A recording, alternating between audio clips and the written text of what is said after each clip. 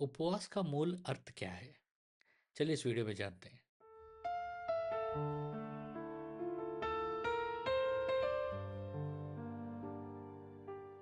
Video को अंत तक जरूर देखिएगा क्योंकि मैं एक सवाल पूछूंगा और पहले 3 सही जवाब देने वालों में से 2 जन को मेरा किताब इनाम में मिलेगा और किताब बाय पोस्ट आएगा। क्या आपने कभी सोचा है, क्या उपवास का अर्थ खुद को जितना हो सके भूखा रखना है?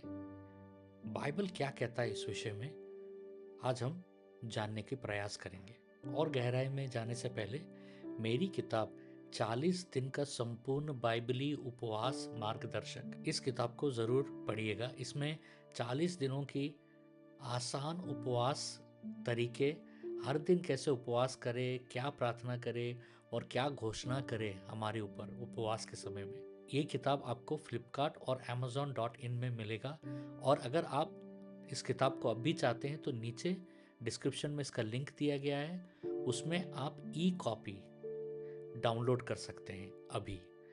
तो डिस्क्रिप्शन में जाइए और उस किताब को डाउनलोड कीजिएगा। सबसे पहले हमको एक चीज समझना है, बाइबल में उपवास का मूल अर्थ क्या है। मत्ती का सुसमाचार 4:2 कहता है, और वह 40 दिन और 40 रात उपवास करने के बाद भूखा हुआ। यह ध्यान दीजिएगा, लिखा है भूखा हुआ, यह नहीं लिखा है कि प्यासा हुआ। ठीक है, बाइबल में उपवास का मुख्य अर्थ है भोजन से दूर रहना या आवश्यक रूप से पानी छोड़ने की आज्ञा नहीं देता है। इसका अर्थ है ठोस भोजन का त्याग, पर शरीर को निर्जल नहीं करना है। दूसरा एक और चीज है, प्रारंभिक कलीसिया का नमूने को हमें समझना है, वो कैसे उपवास करते हैं। प्रेरित के काम के 13 के 2 में जब हम पढ़ते हैं, जब वे प्रभु की सेवा कर रहे हैं और उपवास कर रहे थे तो पवित्र आत्मा ने कहा। यह उपवास आध्यात्मिक कठोर नहीं था, यह उद्देश्यपूर्ण था। परमेश्वर की आवाज सुनने के लिए उपवास किया जा रहा था।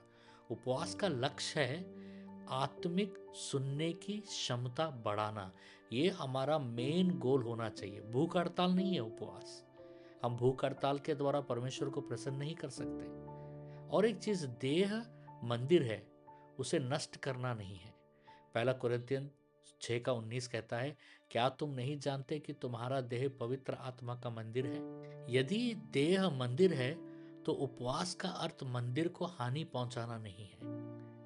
परमेश्वर हमें अपने स्वास्थ्य को नष्ट करने के लिए नहीं बुलाता है, वह हमें अनुशासन के लिए बुलाता है, ना कि लापरवाही के लिए है। समझ रहे हैं ना आप? तो सामान्य उपवास कैसा हो सकता है? सामान्य बाइबली सिद्धांत को हम समझते हैं। ठोस भोजन से दूर रहना, शरीर को जल या हल्के तरल से बनाए रखना, आत्मिक ध्यान बढ़ाना, ये 3 मुख्य चीजें हैं। दानियल के 1:12 में 10 दिन तक अपने दासों को परख, हमें खाने को तरकारी और पीने को पानी दिया जाए।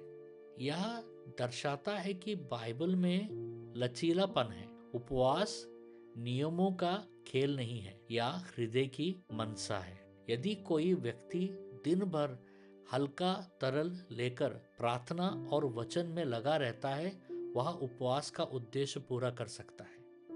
पर यदि कोई व्यक्ति सुविधा के साथ भरपूर तरल लेकर उसे उपवास कहता है तो वह त्याग नहीं, सुविधा है। उपवास निर्भरता बढ़ाए, आराम नहीं। समझ रहे ना? तो परमेश्वर किस उपवास को चुनता है, ये बहुत जरूरी सवाल है। यशाया का 58 का 6 में लिखा है, क्या यह वह उपवास नहीं जो मैं चाहता हूं कि अन्याय की बेड़ियों को खोलना। यहाँ जोर भोजन पर नहीं, आत्मिक परिणाम पर है। भजन संहिता 35:13, मैंने उपवास करके अपने प्राण को दीन किया। उपवास का उद्देश्य है प्राण को दीन करना, आहार को कम करना और निर्भरता को बढ़ाना। देखिए, बुद्धिमानी आवश्यक है, यदि किसी को गर्भ अवस्था है, पुरानी बीमारी या नियमित दवाई की आवश्यकता है, तो बगैर डॉक्टर को कंसल्ट किए उपवास ना करें। रोमियो का 14:15 कहता है, हर एक अपने मन में पूरी निश्चय कर ले। उपवास तुलना का विषय नहीं होता है कि कौन कितना दिन रख सकता है, कौन कितना ज्यादा रख सकता है। यह विश्वास और स्पष्टता का विषय है। अब हम एक अंतिम सच्चाई को समझने की कोशिश करेंगे। सामर्थ्य इस बात से नहीं है कि आप तरल से रहे हैं या नहीं, सामर्थ्य समर्पण में है। उपवास इस बात के बारे में नहीं है कि आपके मुंह में क्या जाता है, या इस बात के बारे में है कि आपके हृदय से क्या निकलता है। ये उपवास का बाइबल के अनुसार मूल उद्देश्य है। एक सूचना याद रखिएगा कि हर ट्यूसडे को रात को 9 से 10 बजे तक मैं ड्रीम इंटरप्रिटेशन करता हूँ। नीचे डिस्क्रिप्शन में ड्रीम इंटरप्रिटेशन का फॉर्म दिया गया है, उसमें आप अपने सपनों को भेज सकते हैं। और पहला और तीसरा फ्राइडे को मैं रात को 9 से 10 बजे लाइव आकर प्रार्थना चलाता हूँ, आप हमारे साथ जुड़िए। और दूसरा और चौथा फ्राइडे को मैं 12 घंटा का प्रार्थना चलाता हूँ। पिछले 12 घंटा के प्रार्थना में 6000 से भी ज़्यादा लोग हमारे साथ जुड़े और परमेश्वर ने बहुत सारे अद्भुत कार्य किए। आप इस बार हमारे साथ ज़रूर जुड़िएगा। अगर आपको कोई प्रार्थना का ज़रूरत है तो नीचे प्रेयर फॉर्म भी दिया गया है, उसमें आप अपने प्रार्थना को भेजिएगा, हम ज़रूर आपके लिए प्रार्थना करेंगे। अभी एक छोटा सा प्रार्थना करते हैं। इस प्रार्थना का स्क्रीनशॉट लेकर आप बाद में भी प्रार्थना कर सकते हैं या अभी हमारे साथ प्रार्थना कर सकते हैं। हे पिता, यीशु के नाम में मुझे ऐसा उपवास सिखा जो तुझे प्रसन्न करे। यदि मेरे भीतर कोई धार्मिक प्रदर्शन है, उसे तोड़ दे। मेरे प्राण को दीन कर मुझे बुद्धिमानी दे कि मैं अपने शरीर की रक्षा करूं, क्योंकि यह पवित्र आत्मा का मंदिर है। मेरे भीतर निर्भरता बढ़ा और आत्मनिर्भरता घटा। मैं घोषणा करता हूँ, मैं कठोरता नहीं आज्ञाकारिता चुनूंगा। मैं तुलना नहीं समर्पण चुनूंगा। यीशु के नाम में आमीन।